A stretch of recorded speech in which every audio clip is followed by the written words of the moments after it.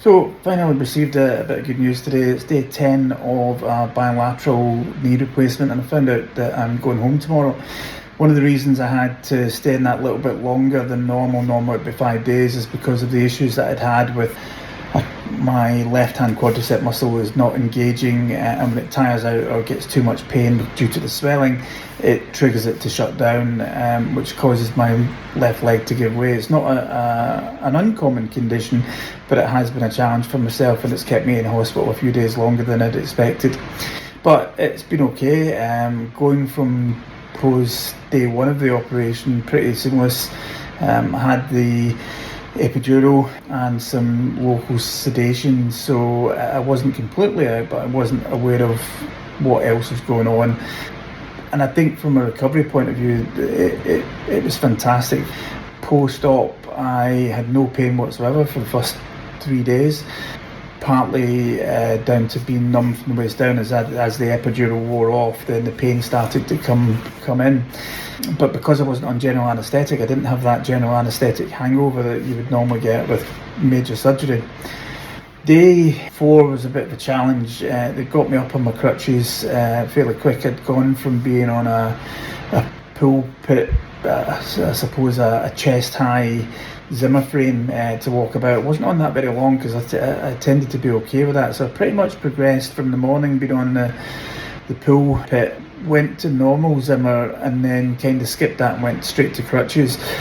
And at that point, I'd gone to do an ascent and descent of a set of chairs in the gym, in the physio gym. And when I was at the top of there, I turned around to come back down again. And this is when we first realised that there was an issue with this left leg and problems with that quadricep muscle. As soon as I tried to put weight on it, it just did not hold at all, and I ended up going for a tumble down the stairs. It wasn't too serious. I'd let go of a lot of blood out the wound itself, partly because of the pressure of my knee overbent itself, but I didn't do any damage to the joint or anything like that. So other than the pain from the muscle tenderness, it was a fairly speedy recovery from that. I suppose days 5 to 7, possibly 8, that's when the pain really started to kick in, and getting a balance of the medication on top of what I would say should have been the right medication and what was achievable for myself. It was a bit of a hit and a miss. I tended to, rather than ask for that additional painkiller, I would try and shut my eyes and try and sleep it off. That's totally the wrong thing to do, and found out quite quickly that being on top of your pain management is one of the biggest parts of the first few days of recovery.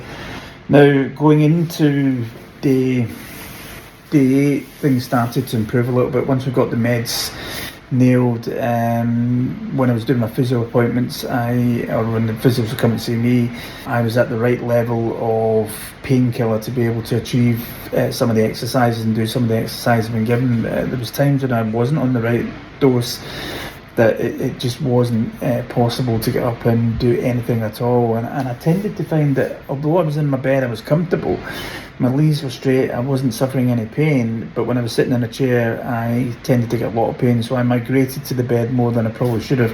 What I should have been doing is sitting in the chair and taking the pain medication. But anyway, day 8, we got us up on our feet and doing a lot of walking on the crutches, practicing the sit to stand exercises from the bed, and exercises that I hadn't been able to do a couple of days before, suddenly I was able to do because I was on that right level of pain relief, so to speak.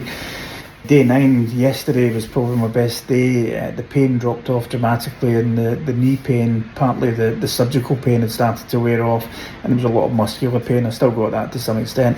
Still don't have a fully functioning left-hand quadricep, but it's getting there, and doing the exercises with the physio and concentrating on that part of it, doing some assisted leg raises, means that I'm achieving a whole lot more, to the point that it's now day 10 and I'm going home tomorrow. So again, today's been a mix of I could have got home tonight, but the timings for the medication for taking home just wasn't working out, so it's an extra night in hospital, which isn't a bad thing.